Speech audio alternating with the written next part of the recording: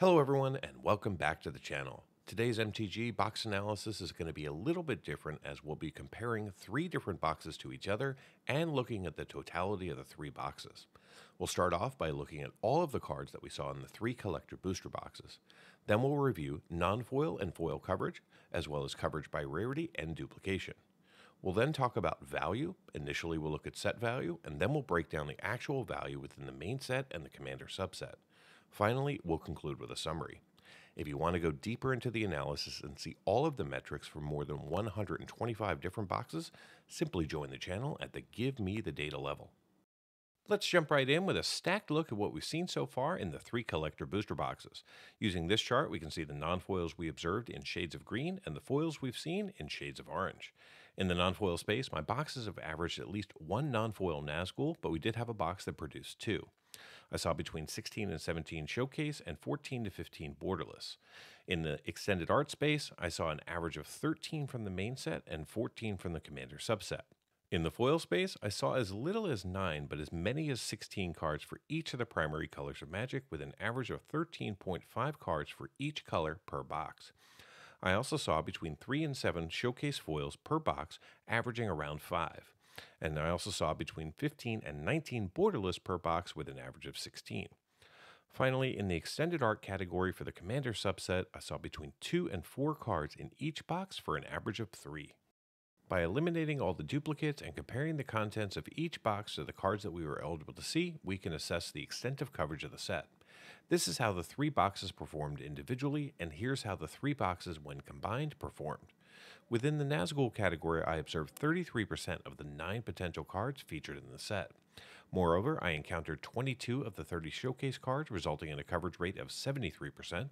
Additionally, I came across 31 of the 59 borderless cards, representing a coverage rate of 53%.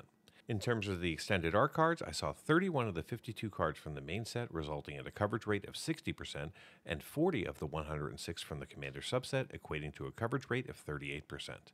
In total, I observed 127 unique non-foil cards from the three boxes, giving me 42% coverage of all of the non-foil cards that I could have seen. And here's a look at the coverage that each box produced in the foil space. By combining the contents of the three boxes, I can see my true coverage of the set so far. Among the primary colors of Magic, my highest coverage so far has been in blue with 82% coverage. I've now seen 43% of the showcase, 58% of the borderless, and 21% of the extended art cards from Commander. Pivoting to coverage by rarity, combining the three boxes from the main set, I've now seen 78% of the commons and 70% of the uncommons that I was eligible to see in non-foil. I've also seen 46 of the 87 rares for 53% coverage and 11 of the 29 mythics for 38% coverage. In the foil space, I've seen 85% of the commons and 64% of the uncommons, along with 55 of the 141 rares for 39% coverage and 8 of the 47 mythics for 17% coverage. In total, I've seen 101 unique rares and 19 mythics from the main set. From the commander subset, I've now seen 29 of the 68 rares for 43% coverage in non-foil, along with 11 of the 38 mythics for 29% coverage. In the foil space, I've seen 8 of the 38 mythics for 21% coverage.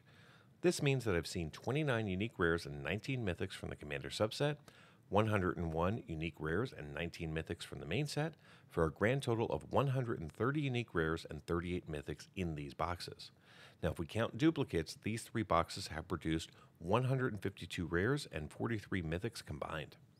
And speaking of duplication, individually, these boxes have been all over the map. Box 1 had a duplication rate of 9%, Box 2 was only at 2%, and yesterday's box was at 4%. Stacking the three boxes together, the duplication looks like this. In total, 123 cards have been repeated 169 times for a half-case duplication rate of 31%. Before we take a look at the value of the three collector booster boxes, let's review the value of the main set to establish a baseline. This chart shows all the cards that we can pull from a collector booster pack. The chart uses non-foil market prices as of June 29, 2023, and does not include the surge foils. Currently, the main set features 30 cards valued over $10. The top two cards remain the Orcish Bowmasters and the One Ring. The Orcish Bowmasters is going for $32.71 in standard frame and $32.66 in borderless. Now, the One Ring has a market price of $56.18 for the borderless bundle version, $65.60 for the standard frame main set version, and the extended art version has taken the top spot at $76.63. The next five cards are going to be the extended art Aragorn and Arwen Wed, the borderless Aragon the Uniter, the borderless Gandalf the White, the extended art Sauron, the Lidless Eye, and the borderless Witch King of Angmar. The set also features 20 cards valued between $5 and $10 and 53 cards valued between $1 and $5. The remaining 325 cards are currently valued less than $1. Now, if you were to add up the market value of all 428 cards using non-foil market prices, you'd be looking at a grand total of $932.94. Now that we have an idea of the value of the set, let's take a look at how these three boxes performed starting off in the non-foil space. This chart shows all the non-foils from the main set that I saw in the boxes. I ended up seeing 9 cards valued over $10 in these boxes, with box 1 containing a Nazgul, an Orcish Bowmasters, and a borderless One Ring. The second box saw 2 more Nazguls, a Delighted Halfling, and another borderless Orcish Bowmasters, as well as the extended art One Ring. Unfortunately, in the final box, I only saw a single card valued over $10, and it was another Nazgul. In these three boxes, I saw a combined 8 cards valued between $5 and $10 and 27 cards valued between $1 and $5. The other 93 main set non-foils in the boxes are currently valued less than $1. And here's the consolidated look at the foils that we saw in the three boxes. These boxes ended up producing 9 cards currently valued over $10, with box 1 containing Sauron the Dark Lord in Showcase, a Nazgul, Last March of the Ents in Borderless, and the Orcish Bowmasters in Standard Frame. The second box contained another Nazgul, Sauron the Dark Lord in Standard Frame. And the last box contained a Nazgul, a borderless Delighted Halfling, and a foil borderless Orcish Bowmasters. Unfortunately, I didn't see any foil One Rings in my boxes. These boxes also produce 3 cards valued between $5 and $10 and 20 cards valued between $1 and $5. The other 323 main set foils in these boxes are currently valued less than $1. Now let's take a look at the Commander subset value. In collector booster boxes, you can pull 106 different extended art cards. Currently, 14 of these are valued over $10. 7 of these are actually valued over $20. They are the Cavern Horde Dragon, Cabal Coffers, Gemstone Caverns, Urborg Tomb of Yawgmoth, Cavern of Souls, and the 2 most valuable are going to be the Great Henge at $50.78 and the Ancient Tomb at $61.41. The subset also features 13 cards valued between $5 and $10, 26 cards valued between $1 and $5, and 53 cards that are valued less than $1. In the 3 boxes that I've opened so far on the channel, we've seen 5 cards valued over $10, but none of the cards were in the $20+ category. We've seen School at Water's Edge, 4th Ear Lingus, 2 Oboro Palace in the Clouds, and a Yavimaya Cradle of Growth in foil. We've also seen 8 cards valued between $5 and $10, 9 cards valued between $1 and $5, but the other 30 cards that we've seen from the Commander subset are currently valued less than $1.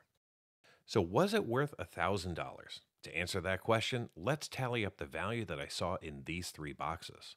Now, the first box I purchased from my local game store and paid $449.99.